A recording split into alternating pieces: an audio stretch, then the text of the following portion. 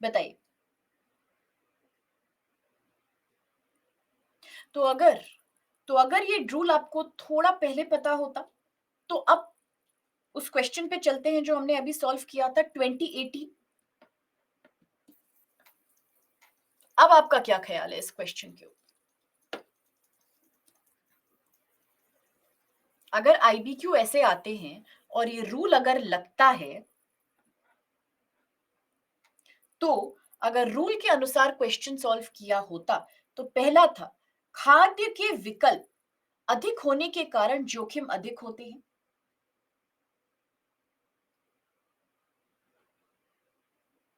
हाँ। बी, समस्त, समस्त का मतलब सब, सभी, ऑल, यानी ये एक्सट्रीम वर्ड था, तो बी तो सही हो ही नहीं सकता। सी, हमें केवल, केवल या सिर्फ एक्सट्रीम शब्द था, ये सही नहीं हो सकता। डी, खाद्य उत्पादन के वैश्वीकरण में कटौती लानी चाहिए। तो आपको सिर्फ दो ऑप्शंस के बीच कंफ्यूजन रह जाता, दो तो बिल्कुल इलॉजिकली सही गलत हो ही जाते। अब आप कंपेयर कर सकते थे कि परिच्छेद का उद्देश्य क्या था, खाद्य के उत्पादन, खाद्य उत्पादन के वैश्वीकरण को कम करना, या सिर्फ ये बात बताना कि जैसे जैसे हमारे पास विकल्प बढ़ रहे हैं, हमारे पास जोखिम भी तो बढ़ रहे हैं, क्योंकि वैश्वीकरण के कारण हम अ, उतना ज्यादा नियंत्रण नहीं कर पाते खाद्य पदार्थ पे, तो हमारे लिए सरल हो जाता, इजी हो जाता क्वेश्चन सॉल्व करना। इसी तरह से कई बार तीन ऑप्शन में होता है एक्सट्रीम वर्ड, इसी तरह से कई बार एक में होता है, तो डिपेंड करता है। अच्छा, आप पूछोगे अगर ऐसा हुआ कि सारों में एक्सट्रीम वर्ड हो, तो ऐसा कभी नहीं हुआ, आज तक तो नहीं हुआ यूपीएससी की हिस्ट्री में, आगे देखते हैं, नहीं होगा। दूसरी बात, आप कहते हो अगर 0.05% ये रूल फेल हो रहा है तो क्या होगा, तो बेटा फिर वो पीबी क्यों होगा, वो वैसे भी आप बहुत इजीली सॉल्व कर पाओगे, उसमें आपको टेंशन नहीं होगी। ठीक है। पेपर ए में, सॉरी, जीएस पेपर 1 में ये रूल लगता है कि नहीं? बहुत सारे लोग कहते हैं लगता है, लेकिन मैं नहीं समझती कि मैं बताऊं आपको ये बात। आई थिंक आपको फिर ये चीज रेलिवेंट टीचर से ही पूछनी चाहिए, जो कि मैं नहीं बताना चाहती बेटा, है ना? वो मैं नहीं कह सकती बेटा, वो मैं नहीं कह सकती। पेपर 2 में तो लगेगा, पक्का लगेगा आरसी में, लेकिन 1 के लिए मैं श्योर नहीं। नहीं, ये बात मुझे पता थी कि बहुत सारे बच्चे ये बात बोलेंगे। आपने बहुत अच्छा किया ये मुद्दा उठाया कि अधिकतर बच्चे ये रूल जानने के बाद पैसेज नहीं पढ़ते और सीधे ऑप्शंस देखते हैं, तो वो गलत करते हैं। मैं खुद ही कहती हूँ, ये रूल है कि क्रम कोई नहीं तोड़ेगा, ये ऑर्डर कोई नहीं तोड़ेगा, पहले पैसेज पढ़ना पड़ेगा, सेकंड क्वेश्चन देखना पड़ेगा, थर्ड ही आप ऑप्शंस देख के गोल्डन रूल्स लगाएंगे। सारे क्वेश्चंस आप इसी ऑर्डर में अटेम्प्ट करेंगे बेटा, ये गलत है।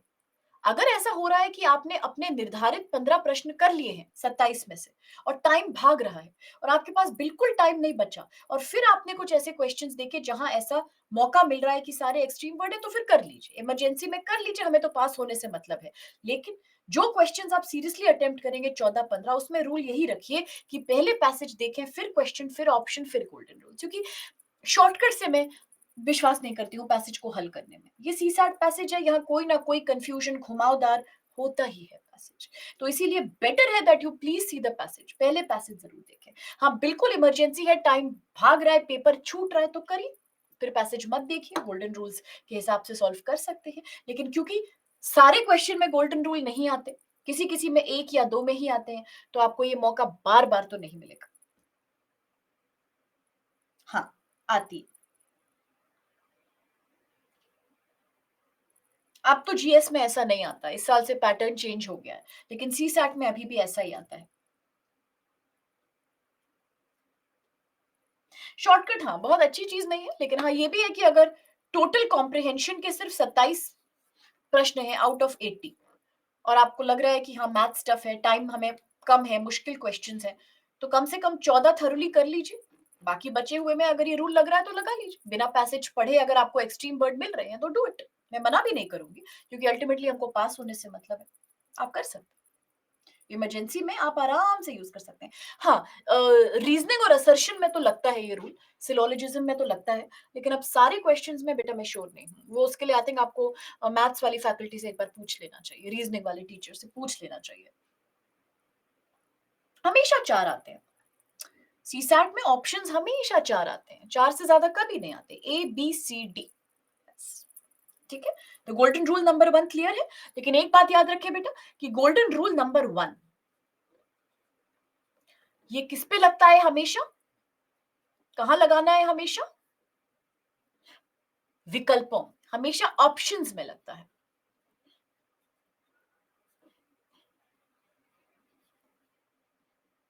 कहां लगेगा बेटा? ऑप्शन में लगेगा, पैसेज में नहीं लगेगा। सिलोजिज्म में भी लगता है, काफी लगता है, लेकिन मैं ये नहीं कहूंगी कि 99.5% चांस है कि नॉट रियली बेटा, नॉट ऑलवेज।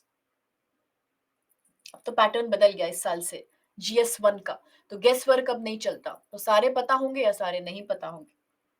नहीं समझ में आया? गोल्डन रूल बस यही था बेटा कि अगर किसी भी पैसेज के बाद आप ऑप्शंस देखते हो ना, ये देखो यहाँ देखो 2018 का प्रश्न है, यूपीएससी 2018 का सवाल है, सीसैट का। एक पैसेज आया है, उसके बाद एक क्वेश्चन आया है।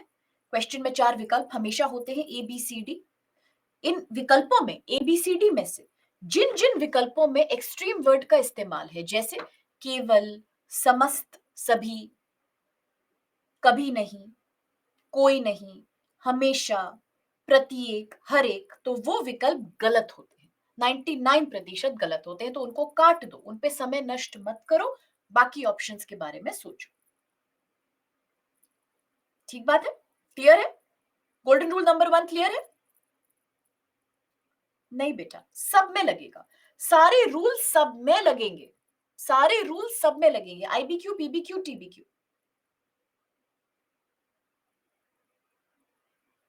अगर अब आपको कोई और डाउट हो तो बताइए मुझे बेटा, नहीं है तो चलिए रूल को लगा के एक दो पैसेजेस और सॉल्व करते हैं PYQ के। आपको भी पता लगना चाहिए, सिर्फ जानना काफी नहीं है, प्रैक्टिस बहुत जरूरी है।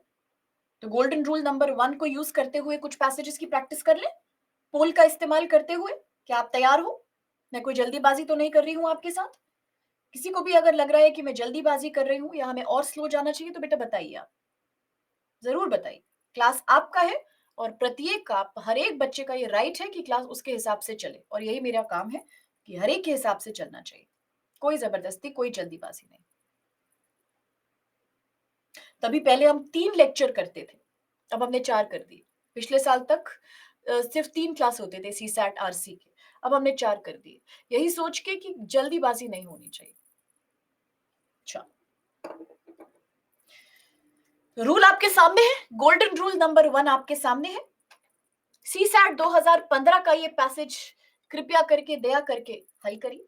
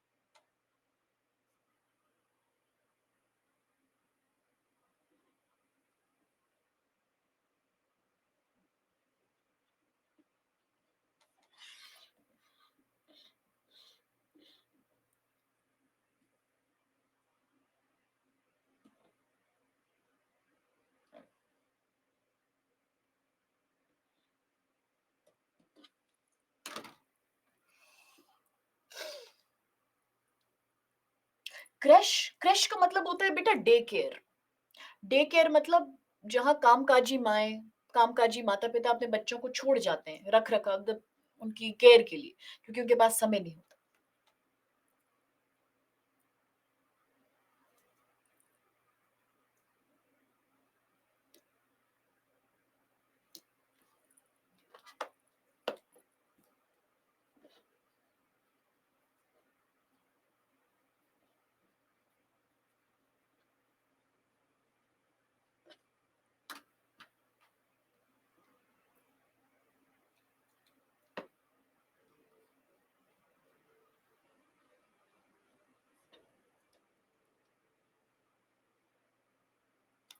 अरे वाह, रिजल्ट तो आ गए। सी 67% बच्चे सी, बहुत बढ़िया, उल्लेखनीय, ये तो सही उत्तर है। 19% प्यारे बच्चे बी, 8D 7% ए। तो अब जिनका सही हुआ तो बहुत ही बढ़िया, वेरी वेरी गुड। लेकिन जिनसे कुछ और टाइप हुआ, अगर गलती से टाइप हुआ नो प्रॉब्लम, लेकिन अगर डेलिबरेटली आपका उत्तर ए, बी या डी है, तो प्यारे बच्चे मुझे आप एक बात बताओ, आपने पैसेज देखा, आप समझ गए ये पर्यावरण से संबंधित है, ठीक है। पैसेज ने क्या कहा? पैसेज कहता है वनों में बड़े झुंडों में रहने वाले फ्लेमिंगो, फ्लेमिंगो एक प्रजाति का पक्षी होता है, गुलाबी से रंग का, वनों मतलब जंगलों में झुंड में रहता है और अत्यंत निष्ठावान होता है, सामाजिक होता है, सामाजिक मतलब काफी मिलजुल के रहते हैं सब, और निष्ठावान, बड़े लॉयल होते हैं, बड़ी प्यार से एक दूसरे के साथ रहते हैं। समूह संगम नृत्य करते हैं, सभी पक्षी मेटिंग करते हैं, संगम करते हैं, तो ये सामूहिक संगम नृत्य करते हैं। नर और मादा पक्षी अपने छोटे छोटे बच्चों को बहुत प्यार करते हैं, और जब नर और मादा पक्षी खाने पीने की, भोजन को ढूंढने के लिए उड़ जाते हैं, भाई अपने बच्चों के लिए तो खाना हर पक्षी प्राणी ढूंढता है, तब सुरक्षा यानी रक्षा के लिए वो अपने बच्चों को, चूजों को क्रैशों में एकत्र कर जाते हैं, एकत्र इकट्ठा कर जाते हैं। क्रैश, जैसे इंसान डे केयर में अपने बच्चों को रखता है अगर वो बिजी है, तो वैसे ये क्या करते हैं, एक दूसरे की रख रखाव में अपने बच्चे को छोड़ जाते हैं, क्योंकि झुंड में रहते हैं, एक दूसरे से बड़े ही ज्यादा निष्ठा से जुड़े हैं, सामाजिक प्राणी हैं, तो एक दूसरे के बच्चों का ख्याल भी रख लेते हैं, और इसीलिए बच्चे इनके सेफ रहते हैं। क्यों? क्योंकि इनको सुरक्षा चाहिए। क्यों सुरक्षा चाहिए? क्योंकि भाई जंगल में रहते हैं, जंगल कब से सुरक्षित हो गया? क्वेश्चन, निम्नलिखित में से कौन सा उपर्युक्त परिच्छेद का सबसे तर्क संगत उपनिगमन है? ये किसके शब्द हैं? ये आईबीक्यू के शब्द हैं, इन्फरेंस बेस्ड क्वेश्चन के शब्द हैं। ऑप्शंस, ए सभी, स्टॉप, मैं आगे क्यों पढ़ूं, सभी तो एक्सट्रीम वर्ड है, अगर सभी एक्सट्रीम वर्ड है तो गोल्डन रूल नंबर 1 लगाना है मुझे, और गोल्डन रूल नंबर 1 साफ साफ ये बात कहता है कि भाई जिस भी ऑप्शन में, जिस भी ऑप्शन में ए बी सी डी में से कहीं पर भी एक्सट्रीम वर्ड का इस्तेमाल है वो सही नहीं होगा, यानी ए गलत है। आगे बढ़ती हूं, बी सिर्फ, सिर्फ भी एक्सट्रीम वर्ड है, और गोल्डन रूल नंबर 1 कहता है कि अगर किसी भी ऑप्शन में एक्सट्रीम वर्ड है, जैसे सभी, सिर्फ या केवल, हर एक या प्रत्येक, कोई नहीं, कभी नहीं, हमेशा, तो वो गलत ही होगा ना, तो बी भी गलत है, तो why will I waste my time, मैं समय क्यों बर्बाद करूं। सी कुछ स्पीशीज, स्पीशीज का मतलब कुछ प्रजाति के पक्षियों में सामाजिक व्यवहार, हाँ ये बात मैंने परिच्छेद में सुनी थी।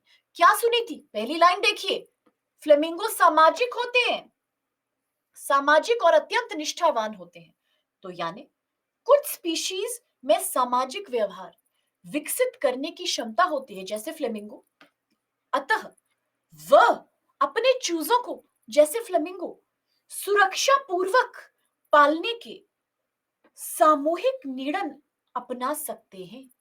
सामूहिक, हाँ ये सामूहिक तरीके से अपने बच्चों को पालते हैं। हाँ ये बात सच है कि ये अपने चूजों को प्यार करते हैं और उनकी सुरक्षा के लिए सामूहिक सुरक्षा में छोड़ के जाते हैं, जैसे क्रेशों में। यही तो हमने बात की थी फ्लेमिंगो के बारे में। परिच्छेद सारे पक्षियों की बात नहीं करता है। ऑप्शन नंबर 1 कहता है सभी पक्षियों में। क्या हमने पैसेज में सभी पक्षियों की बात की है? कौओं की, तोतों की, और ये जो है क्या बोलते हैं इनको, कबूतरों की, मुर्गियों की, क्या हमने सभी की बात की? नहीं, हमने बस एक प्रजाति की बात की है, फ्लेमिंगो, तो एक कैसे सही हो सकता है? सभी की बात नहीं की, एक प्रजाति जैसे फ्लेमिंगो, यानी सी ही इसका मैचिंग उत्तर लग रहा है। परिच्छेद से कितना मिलता जुलता, कितना सटीक है ये। डी लास्ट ऑप्शन, सभी स्पीशीज, फिर से वही प्रॉब्लम, सभी, सभी स्पीशीज के पक्षी अपने चूजों को सामाजिक व्यवहार और निष्ठा सिखाने के लिए क्रैश में स्थापित करते हैं, करते होंगे, लेकिन हमें कैसे पता? क्या परिच्छेद ने हमको ये बात बताई है? क्या परिच्छेद ने कभी भी ये बात कही है कि सारे पक्षी ऐसा काम करते हैं? बताइए, क्या परिच्छेद ने ये बोला है? क्या परिच्छेद ने आपको फ्लेमिंगो के अलावा किसी एक का भी उदाहरण और दिया है? नहीं दिया। तो मैंने आपसे कहा था बेटा, सीसैट कॉम्प्रिहेंशन की सबसे बड़ी जो सफलता की कुंजी वो यही है कि बाहर से कोई बात मत सोचो, जो पैसेज ने कहा वही हमारे लिए सब कुछ है, क्योंकि ये बोधगम्यता है। बोधगम्यता का मतलब उत्तर तो परिच्छेद में ही निकालना है। होंगे हम लाख ज्ञानी महात्मा पुरुष, होंगे हम लाख बड़े वैज्ञानिक, लेकिन इससे फर्क नहीं पड़ता है। यहां पर अगर 3 लाइन का पैसेज है तो उत्तर उसमें से ही आएगा। अब चाहे दुनिया में कितना भी ज्ञान भरा पड़ा हो, फ्लेमिंगो के बारे में बड़ी बड़ी इंसाइक्लोपीडिया हो, हमें मतलब नहीं है। हमें मतलब पैसेज से। पैसेज ने ना सभी की बात करी है, ना ही ये कहा है कि सिर्फ पक्षियों में ये सामाजिक व्यवहार है। हो सकता है जानवरों में भी होता हो, होता होगा, हमें क्या पता। हमने तो पैसेज में नहीं देखा ना जानवर ना पक्षी।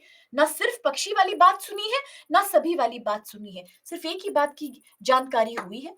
परिच्छेद का मुख्य विचार तो एक ही था। क्या था वो मुख्य विचार? वो मुख्य आइडिया तो यही था कि फ्लेमिंगो जो एक प्रजाति का पक्षी है, वो अपने बच्चों को बचाने के लिए उनको क्रैश में जोड़ के जाता है। इसीलिए सी इसका सही उत्तर है, साफ साफ। अब इसमें किसी को कोई डाउट है तो बताइए। देखिए, अभी लॉजिक बताया मैंने आपको, गोल्डन वर्ड का लॉजिक मैंने आपको अभी बताया कि परिच्छेद सभी के बारे में बात नहीं करता, लेकिन ऑप्शन ए सभी के बारे में बात करता है। ये अप्रासंगिक है। परिच्छेद ये भी नहीं कहता कि सिर्फ पक्षियों में ये क्षमता होती है, तो ऑप्शन बी ने कैसे कह दिया कि सिर्फ ये क्षमता पक्षियों में होती है? अप्रासंगिक। डी कहता है सभी स्पीशीज ऐसा करती है, अप्रासंगिक। ऐसा तो हमने सुना ही नहीं, हमें नहीं पता। हमें उतना ही पता है जो पैसेज कहता है, और पैसेज सिर्फ फ्लेमिंगो के बारे में बात करता है, तो इसीलिए बाकी सब इलॉजिकल तो वैसे ही है। उससे कोई फर्क नहीं पड़ता बेटा। अगर पैसेज में एक्सट्रीम वर्ड आए तो भी आपकी बला से, और ना आए तो भी आपकी बला से, आपको कोई फर्क नहीं पड़ेगा। आपको एक रूल नंबर 1 सिर्फ ऑप्शन में लगाना है, पैसेज में नहीं। उनको पता होगा, वो इतने सीधे नहीं है जितना आप समझ रहे हो। उनको सब पता होगा, उनको सब पता होगा। और इसीलिए इसके पहले कि वो और कुछ बदलाव सोचे, हमारा एग्जाम निकल जाए बस, फिर उसके बाद सोचने दो। ठीक है, कुछ समझ में आया? गोल्डन नंबर रूल नंबर 1 लगा के कुछ मन में भावनाएं जाग रही हैं? सुकून, तसल्ली, परेशानी, लगभग। तो आज फर्स्ट लेक्चर भी तो है। चमत्कार कैसे हो जाएगा जी? मैंने आपसे कहा था ना कि चमत्कार नहीं होगा।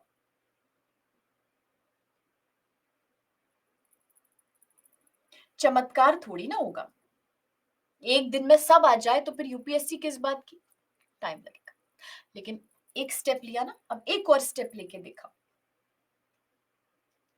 हाँ, ये बात आपने बहुत अच्छी कही है कि यूपीएससी के सारे पैसेजेस इतने अजीब से क्यों होते हैं, इतने स्पेशल टाइप के क्यों होते हैं, कहीं और क्यों नहीं मिलते, किसी मॉक टेस्ट में नहीं मिलते, किसी बुक में नहीं मिलते। बेटा इसलिए नहीं मिलते क्योंकि ये बनाए ही इस तरीके से गए हैं। ये जनरली आप देखोगे, अब जैसे ये पैसेज आपने पढ़ा फ्लेमिंगो वाला, ये कहाँ से उठाया गया होगा? 100% जरूर पक्की बात है, किसी इंसाइक्लोपीडिया से उठा लिया होगा, पक्का किसी साइंस की किताब से ले लिया होगा, हूबहू टिप लेते हैं वहां से।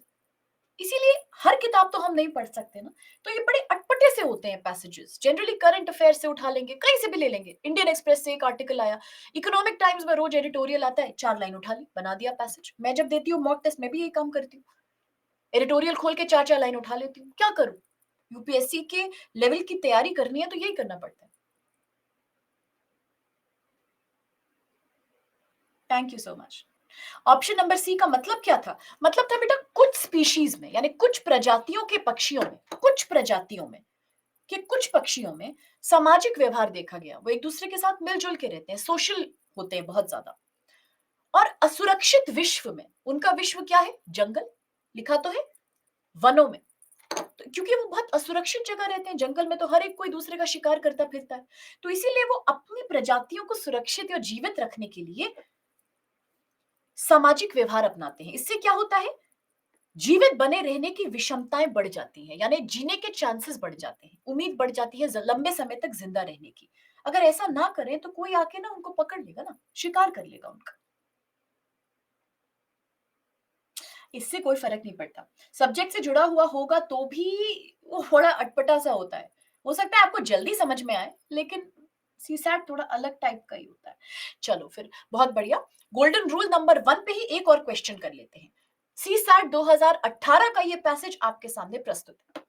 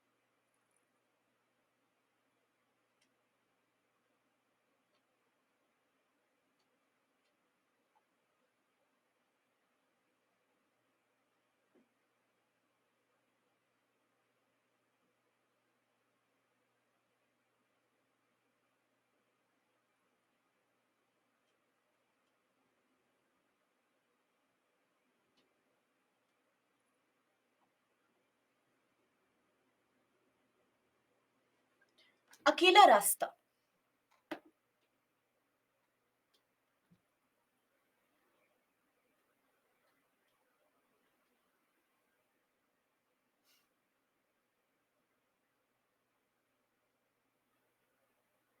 48% सी सही आंसर है, बहुत बढ़िया। 40% बी, 9% ए, 3% डी, और सब लोगों ने अटेम्प्ट करना जरूरी समझा ही नहीं। देखते हैं कहाँ क्या गड़बड़ हुई भाई। सही उत्तर तो सी था। अब देखते हैं ऐसे क्या जादू के गुल खिला दिए आज ऑप्शन बी में बच्चों ने। देखते हैं चलो। अच्छा, जिनको ये लग रहा है कि पोल पोल की वजह से आपको ऑप्शन नहीं दिख रहा है, तो ये हर बार होती है, ये प्रॉब्लम बच्चों को होती है। इसमें मेरे ख्याल से करना ये होता है कि आप उस पे क्लिक करें और उसको थोड़ा सरका दें राइट या लेफ्ट साइड में। मतलब ये मुझे पता है कि हर बार बैच में कुछ बच्चों को ये इश्यू होता है, फिर बाकी खुद दूसरे बच्चे ही ये सॉल्यूशन भी बताते हैं कि अगर आप हल्का सा साइड कर देंगे ऑप्शन से तो वो साइड हो जाएगा। तो साइड कर दीजिए तो आप इजीली देख पाएंगे। अगर मेरे होने की वजह से डिस्टरबेंस है तो मैं भी जरा कोने में सरक जाऊंगी। ठीक है, अच्छा चलो जी, देखते हैं कि क्यों। कोई बात नहीं, सी इसका सही उत्तर है। आइए पैसेज देखिए। पैसेज क्या था? पर्यावरण से संबंधित था। क्या था? आज शीर्ष यानी सबसे बड़ी पर्यावरणीय चुनौती क्या है? जन। जन कौन होते हैं बेटा? लोग। तथा इनकी आकांक्षाओं का सामुच्य। आज दुनिया की सबसे बड़ी समस्या है लोग और लोगों की आकांक्षाएं, इनका मिला जुला मिश्रण। यदि आकांक्षाएं द्वितीय विश्व युद्ध के बाद की किफायती प्रकार की हों, अगर लोगों की आकांक्षाएं वैसी ही हों जैसी वर्ल्ड वॉर 2 के आसपास होती थी, सीधी साधी, तब बहुत अधिक संभावनाएं बनती हैं, तब काफी कुछ किया जा सकता है। उस दृष्टिकोण की तुलना में, उस सोच की तुलना में जो पृथ्वी को एक बड़े से शॉपिंग मॉल की तरह देखता है, भांति मतलब उस प्रकार देखता है। इसीलिए आजकल के लोग क्या करते हैं, समझते हैं पृथ्वी एक शॉपिंग मॉल है। पानी, संसाधन, पेड़ पौधे सब का इस्तेमाल करते हैं अपने फायदे के लिए। हमें चमक धमक के आकर्षण से परे जाना चाहिए। परे यानी इससे दूर जाना चाहिए। किससे? रुपए पैसे की, संसाधनों की चमक धमक से। तथा ये समझना चाहिए कि पृथ्वी एक जैविक तंत्र है। हमारा पृथ्वी एक जीता जागता तंत्र है, इसमें जान बसती है और ये एक जैविक तंत्र की तरह से काम करता है। ये कोई मॉल नहीं है, दुकान नहीं है जहां जितना चाहे खरीद के ले आओ। लुप्त हो जाएगी, पर्यावरण खत्म हो जाएगा। कैसे जिएंगे लोग इसके बाद? ये समझना पड़ेगा ना। अपने लालच को कंट्रोल करना पड़ेगा ना। कहाँ लिखा है? यहाँ लिखा है, चमक धमक के आकर्षण से परे जाओ। अगर लालसा से, चमक धमक और रुपये पैसे की लालच से परे जाके देखो तो पृथ्वी एक जैविक तंत्र है। बहुत अधिक संभावना बनेगी कैसे? अगर लोगों की इच्छाएं किफायती, आकांक्षाएं जो है वो किफायती हो जाएं। ठीक है, और आज सबसे बड़ी प्रॉब्लम क्या है? लोग और लोगों की आकांक्षाएं। तो अब देखते हैं क्वेश्चन क्या है। उपर्युक्त परिच्छेद में निम्नलिखित से कौन सा सर्वाधिक निर्णायक और तार्किक निष्कर्ष है, यानी आईबीक्यू? ऑप्शन नंबर ए, पृथ्वी मानव की खाद्य, वस्त्र तथा आश्रय की केवल केवल क्या है? एक्सट्रीम शब्द, यानी पहला तो वैसे ही गलत है। बी, पर्यावरणीय चुनौती का सामना करने का एकमेव मार्ग जनसंख्या को सीमित करना है। पूरे परिच्छेद में जो लेखक का उद्देश्य है, जो लेखक का जो उद्देश्य है पूरे परिच्छेद में, पूरे परिच्छेद को लिखा ही क्यों गया, मुख्य विचार वो क्या है? कि जनसंख्या कम हो सके, या ये है कि इंसान अगर अपने चमक धमक के आकर्षण को और अपनी आकांक्षाओं को थोड़ा सा सूक्ष्म बना ले, किफायती बना ले और कम कर दे, और ये समझे कि पृथ्वी में जान है, तो हमारे लिए बेहतर रहेगा। ये उद्देश्य है, या ये उद्देश्य है कि जनसंख्या को ही कम कर दो? ये आप मुझे खुद ही बता दो। कहां लिखा है परिच्छेद में कि पर्यावरण की जो चुनौती है, जो पर्यावरणीय समस्या है जैसे जलवायु परिवर्तन, उसका बस एक ही हल है, एक मेव मार्ग, बस अकेला यही एक सोल्यूशन है कि आप जनसंख्या को ही सीमित कर दो? कहां लिखा है? Very good, very good. एक उद्देश्य बस यही है कि चमक धमक से दूर हटो, लालसा को कम करो। कहां बात की है जनसंख्या को रोकने की? कहां कहा है कि जनसंख्या की प्रॉब्लम है? यही तो लिखा है बार बार कि प्रॉब्लम यह है कि लोगों की आकांक्षाएं, चमक धमक के पीछे भागना, पृथ्वी को शॉपिंग मॉल समझना, अगर यही आकांक्षाएं पहले की तरह किफायती हो और लोग चमक धमक के परे चले जाएं, तो प्रॉब्लम सॉल्व है ना। तो इसीलिए सी देखिए ना, हमारे लिए उपभोक्तावाद क्या है? उपभोक्तावाद ज्यादा खान पान और संसाधनों की लालसा, लालच, चमक धमक। मैंने कहा था साक्ष्य जो है पैसेज के, उनसे बहुत ज्यादा प्रासंगिक और सटीक उत्तर होना चाहिए। उपभोक्तावाद को कम करना हमारे अपने फायदे में ही तो है, इसीलिए सी सही उत्तर है। डी, केवल, केवल क्या है? केवल एक एक्सट्रीम वर्ड है, इसीलिए ये तो सही हो ही नहीं सकता। ए गलत एक्सट्रीम वर्ड, डी गलत एक्सट्रीम वर्ड, बी बिल्कुल ही अप्रासंगिक है। कहीं पर भी यही नहीं लिखा है कि एक ही सोल्यूशन है। कायदे से देखा जाए तो ये एक्सट्रीम की फीलिंग दे रहा है। एक मेव एक्सट्रीम वर्ड नहीं है, लेकिन एक मेव का अगर मतलब निकाला जाए तो इसका मतलब है बस एक, यानी कहीं ना कहीं बात तो वही है ना। एक्सट्रीम जैसी संभावना बन रही है कि बस एक ही सोल्यूशन है।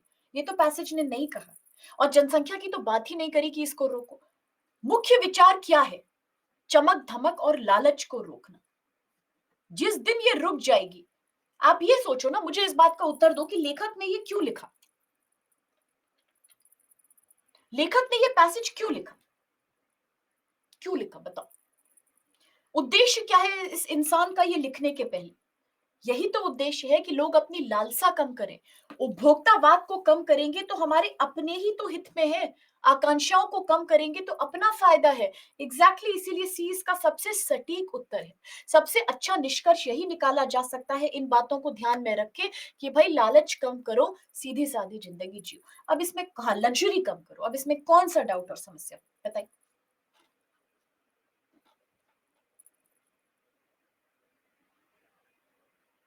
बेटा उपभोक्तावाद सी में पैसेज में डायरेक्टली नहीं लिखा है, लेकिन उपभोक्तावाद का मतलब क्या है? क्या होता है उपभोक्तावाद? कंज्यूमरिज्म। जब इंसान अत्यधिक उपभोग के बारे में सोचता है, क्या होगा अगर इंसान अत्यधिक उपभोग के बारे में सोचेगा? मतलब समझिए, संसाधन जोड़ेगा, चमक धमक के पीछे भागेगा, गाड़ी, मोबाइल, बड़े बड़े घर, महल, बिजली, पानी, खर्चे के बारे में सोचेगा, है ना? तो क्या ये लालसा नहीं है? अगर आप चमक धमक के आकर्षण के पीछे भागेंगे तभी तो आप उपभोक्तावाद या भौतिकवादी कहलाएंगे, व्यवसायी लालची कहलाएंगे। है कि नहीं? है कि नहीं बेटा? मतलब देखिए आप, दिस इज यूपीएससी ना बेटा, वर्ड्स तो हमें समझने पड़ेंगे ना।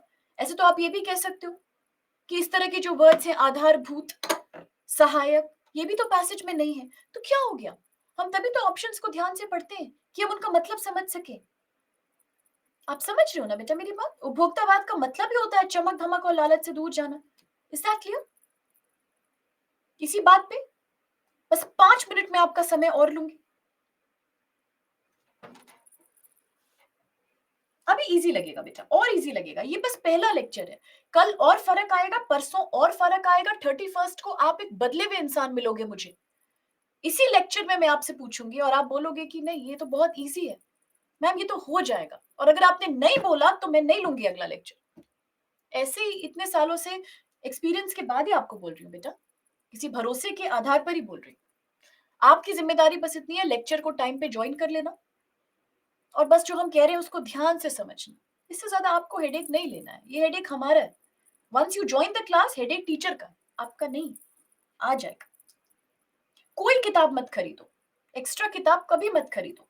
मैं वो आखिरी इंसान हूं इस दुनिया में जो बोले कि सीसैट के पैसेजेस के लिए और ऐसे राइटिंग के लिए किताब खरीदो। कभी मत खरीदो, कभी मत खरीदो, वेस्ट ऑफ मनी। क्या प्रश्न है आपका बेटा? फिर से पूछ लो एक बार। हाँ, एक्सट्रीम वर्ड अगर पैसेज में हो तो कोई फर्क नहीं पड़ता। गोल्डन रूल नंबर 1 सिर्फ ऑप्शंस में लगेगा, होने दीजिए। पैसेज में एक्सट्रीम वर्ड्स को मत देखिए, होने दीजिए, आपको उससे कोई लेन देन नहीं है। अगर ऑप्शन में है तभी आप उसको गोल्डन रूल बना के लगाएंगे। ठीक है, अब जल्दी से गोल्डन रूल नंबर 2 समझ ले, बाकी के दो हम कल समझेंगे। गोल्डन रूल नंबर 2 सबसे मददगार है। मेरे बच्चे मतलब मैं अपने सारे स्टूडेंट्स को अपने बच्चे ही कहती हूँ। अब इस हिसाब से तो मेरे पता नहीं कितने लाखों बच्चे हैं अब तक, लेकिन इसका मतलब मेरे प्यारे स्टूडेंट्स हमेशा ये बात आके कहते हैं कि मैम सबसे ज्यादा फायदा हमें जिस रूल से हुआ final exam, that is golden rule number 2। क्यों? क्योंकि ये कभी गलत नहीं होता, 100% सक्सेस रेट।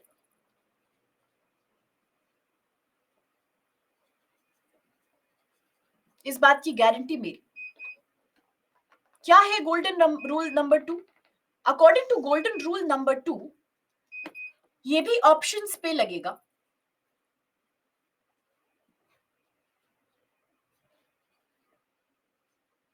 ये भी ऑप्शंस में लगेगा। According to golden rule number 2, अगर कोई भी ऑप्शन बाहर की बात कर रहा है,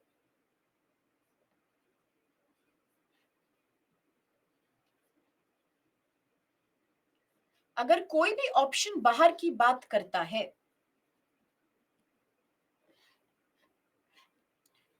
तो वह 100% रॉन्ग है।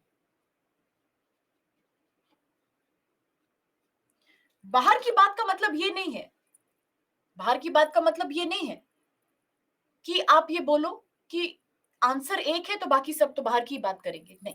बाहर की बात का मतलब है जो परिच्छेद के प्रसंग में बात ना कर रहा हो, जो परिच्छेद के संदर्भ में बात ना कर रहा हो, जो परिच्छेद के कॉन्टेक्स्ट में बात ना कर रहा हो, वो गलत है।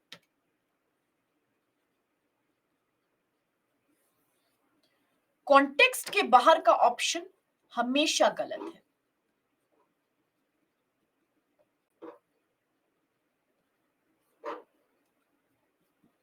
Is that clear? बिल्कुल गलत है। क्यों? क्योंकि वो परिच्छेद के बाहर के बारे में बात कर रहा है। इसका सबसे सटीक एग्जाम्पल अगर दिखाऊं तो 2020 का दिखाऊंगी। 2020 सीसैट के इतिहास में सबसे कठिन पेपर था और ये परिच्छेद 90% अभ्यर्थी गलत करके आए थे। जी आपने सही सुना, 90%। क्यों? जिन्होंने लेक्चर लिया उनका मैं नहीं कह सकती, लेकिन जिन्होंने, तब तक हमने ये रूल्स बनाए भी नहीं थे शायद। ये रूल्स की शुरुआत ही हमने 2021 से करी है, 2020 से की थी, बाद में की थी। तो तब डिफरेंट तरीके से सीसैट का पढ़ाई होती थी। लेकिन अगर उस समय ये गोल्डन रूल्स होते तो 90% बच्चे इसको गलत नहीं करते। फॉर एग्जाम्पल 90% बच्चों ने यहां पर ऑप्शन नंबर ए को सही माना। बच्चे तो छोड़िए, अधिकतर टीचर्स ने भी बोला कि ऑप्शन नंबर ए सही है। क्यों सही है? यहीं पर गलती हुई, रूल नंबर बी भूल गए थे। किसी भी बाहरी सूचना या बाहरी तर्क या बाहरी बात को यहां बिल्कुल ध्यान नहीं रखना है। अगर कोई ऑप्शन परिच्छेद, वेरी गुड, परिच्छेद के बाहर के प्रसंग की बात कर रहा है तो वो गलत है। ऑप्शन हमेशा जो परिच्छेद के संदर्भ में बात ना करे वो एकदम गलत होगा। जैसे कि परिच्छेद था वेटलैंड्स के ऊपर, परिच्छेद था आर्द्र भूमि के ऊपर, और ये दुनिया जानती है, यूपीएससी के सारे एस्पिरेंट जानते हैं कि रामसार कन्वेंशन जो ईरान में शुरू हुआ था वो आर्द्र भूमि की सुरक्षा पर ही है, वेटलैंड को बचाने के लिए ही है, और यहीं से लोग कंफ्यूज हो गए। लोगों को लगा कि रामसार समझौता तो हमें आता है, जनरल नॉलेज हमारी अच्छी है, रामसार समझौता वेटलैंड से संबंधित है, परिच्छेद वेटलैंड से संबंधित है, यानी ऑप्शन ए इसका सही उत्तर है। और वही सबसे गलती हो गई। क्यों? क्योंकि गोल्डन नंबर रूल नंबर 2 चीख चीख के कहता है कि nothing from outside is allowed, बाहर से कोई बात नहीं आएगी, और कहीं पर भी पैसेज ने रामसार समझौते की बात नहीं करी। और क्वेश्चन है आईबीक्यू, सार्वधिक तर्क संगत विवेकपूर्ण निष्कर्ष, यानी इन्फरेंस बेस्ड क्वेश्चन।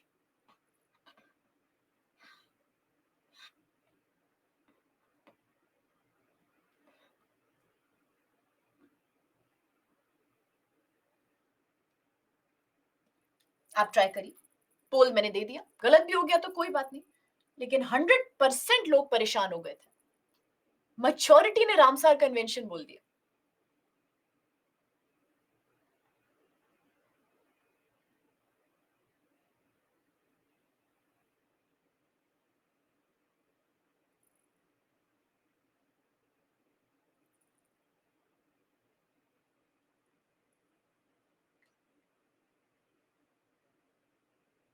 बहुत बढ़िया, 51% बच्चों ने सी कहा है, बिल्कुल सही उत्तर, बहुत ही बढ़िया, उल्लेखनीय। सबसे खुशी की जो बात है, जिसके कारण मैं बिल्कुल प्रफुल्लित हो रही हूं, वो ये है कि सिर्फ 5% बच्चे कहते हैं ए। वेरी गुड, ए बिल्कुल इलॉजिकल है। अब यहीं पर मैं तभी चिल्ला चिल्ला के कहती हूँ लेक्चर 1 के दिन, ठीक आज 5:10 से लेकर 5:30 तक मैं यही चिल्लाती रही कि बच्चे सीसैट में सबसे बड़ी बात यह है कि जनरल नॉलेज का यहाँ कोई काम नहीं है। अपनी कॉमन सेंस और अपने जनरल नॉलेज को घर में बंद करके आना, यहाँ पे क्लीन माइंड से देना, आपकी नॉलेज काम नहीं आएगी, पैसेज की समझ काम आएगी। यही 2020 में बच्चों ने नहीं समझा था, तब गोल्डन रूल्स नहीं थे, आपके पास है। 90% लोगों ने रामसार कन्वेंशन बोला क्योंकि उन्होंने अपनी जीके का इस्तेमाल किया कि रामसार कन्वेंशन तो आर्द्र भूमि की सुरक्षा पे है। ये गलत है, पैसेज में कहीं लिखा है रामसार कन्वेंशन? नहीं। तो गोल्डन रूल नंबर 2, बाहर की बात, अप्रासंगिक बात, परिच्छेद के संदर्भ के बाहर की बात गलत है, गलत है, गलत है, इसलिए ऑप्शन नंबर ए गलत है। अब देखते हैं बी। ए गलत है, गोल्डन रूल नंबर 2। बी, जल प्रणालियों के निर्माण का आधुनिकीकरण किया जाना चाहिए और आगे अभिवृद्धित किया जाना चाहिए। अगर आपने पैसेज पढ़ा है तो आपने ये भी जरूर पढ़ा होगा कि ये साफ साफ कहता है कि जल के साथ एक सबसे बड़ी अजीब सी बात है, विडंबना है कि ये नदियों और वेटलैंड आर्द्र भूमि से आता है, लेकिन इसके बाद भी इसको इनसे अलग समझा जाता है, पृथक माना जाता है, अलग माना जाता है।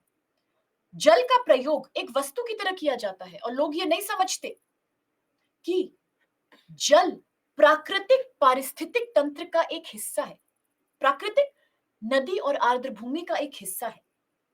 और इसीलिए जब भी हम बात करते हैं जल की प्रणाली के निर्माण की, जब भी हम बात करते हैं जल के सिस्टम्स को और ज्यादा बनाने की, जैसे कि डैम, कनाल, रिवर वैली प्रोजेक्ट, इन सभी में हम कोशिश करते हैं हमेशा अभिवृद्धि के प्रयास जो हो वो किसके लिए हो? वो हमेशा जल की आपूर्ति करने के लिए हो। हम हमेशा कोशिश करते हैं कि हम किस पे ध्यान दें? निर्माण पे ध्यान दें, आर्टिफिशियल चीजों पे ध्यान दें। हम ये नहीं समझते कि हमको ध्यान देना चाहिए किसके निर्माण पे, किसको प्रबल बनाने के लिए, किसको स्ट्रांग बनाने के लिए, पारिस्थितिक प्रणाली की क्षमता को मजबूत बनाने के लिए। यानी रूल, यानी कि कनाल और डैम पे ध्यान मत दो, ध्यान दो नदी और आर्द्र भूमि पर, जल की आपूर्ति पे ध्यान मत दो, परिस्थिति को स्ट्रांग बनाने पे ध्यान दो। और ये उल्टा कह रहा है ऑप्शन नंबर बी कि हम जब भी मॉडर्नाइजेशन की बात करते हैं तो हम किसकी बात करते हैं? निर्माण को मॉडर्नाइज करने की बात करते हैं। ये तो पैसेज कह ही नहीं रहा। पैसेज कह रहा है कि आर्द्र भूमि यानी वेटलैंड को और ज्यादा स्ट्रांग बनाओ, प्रबलित और ज्यादा इसको ठोस बनाओ। क्यों? क्योंकि जल तो यही से आता है, जल के माता पिता तो यही है, जल का रिश्ता तो आर्द्र भूमि और नदी से ही जुड़ा हुआ है। और डी, डी तो बिल्कुल गोल्डन रूल नंबर 2 अप्रासंगिक है। हमने कहीं पर भी बात ही नहीं करी शुल्क और निशुल्क की, तो डी तो लॉजिकल है ही। ठीक है, ठीक है, थैंक यू सो मच। ठीक है, अब मैं ये बात अच्छे से जानती हूं कि यहां मौजूद 50% बच्चों को अभी ऑप्शन नंबर बी और सी समझ में नहीं आया। मेरे पास टाइम नहीं है अभी, क्योंकि आपको जाना है। कोई बात, ऑप्शन बी और सी को मैं एक बार कल फिर से समझाऊंगी लेक्चर शुरू होते समय, और उसके बाद गोल्डन नंबर रूल नंबर 2 को आगे बढ़ाऊंगी। लेकिन जब तक ये क्लियर नहीं करूंगी आगे नहीं बढ़ूंगी। मेरा आपसे वादा है बी और सी को आपको क्रिस्टल क्लियर करके ही आगे बढ़ूंगी। तब तक के लिए मैं आपसे आज्ञा चाहती हूँ। थैंक यू वेरी मच इस बहुत ही आनंदमयी और बढ़िया लेक्चर के लिए, आपके प्यारे प्यारे कमेंट्स के लिए और आपके इतने ज्यादा पार्टिसिपेशन के लिए। Good night to all of you, अपना बहुत ख्याल रखें और मैं आपसे कल मिलूंगी शाम को 5 बजे और फिर इस चर्चा को आगे बढ़ाएंगे। Thank you very much, take care of yourself.